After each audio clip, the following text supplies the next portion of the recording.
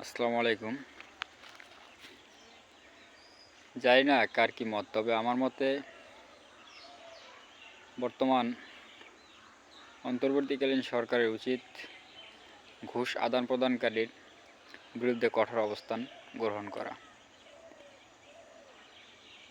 যারা ঘুষ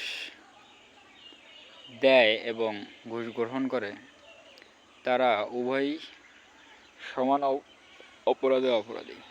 কারণ তাদের কারণেই আজ বাংলাদেশে দুর্নীতি উচ্চ শিখরে পৌঁছে গিয়েছে। আর এই দুর্নীতি ও দুঃশাসন দূর করতে হলে সর্বপ্রথম পদক্ষেপ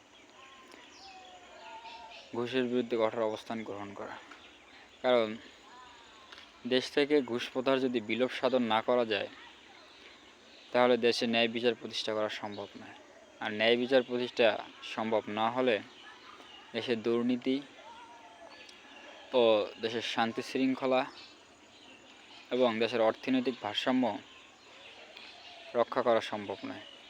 তাই অতি দ্রুতই অন্তর্বর্তীকালীন সরকারের উচিত ঘুষ দানকারী এবং ঘুষ গ্রহণকারী উভয়ের বিরুদ্ধেই কঠোর অবস্থান গ্রহণ করা, যাতে করে দেশে ন্যায় বিচার প্রতিষ্ঠা হয় এবং সুশাসন ফিরে আসে ও দেশের শান্তি শৃঙ্খলা বজায় থাকে এবং দেশের অর্থনৈতিক ভারসাম্য ঠিক থাকে।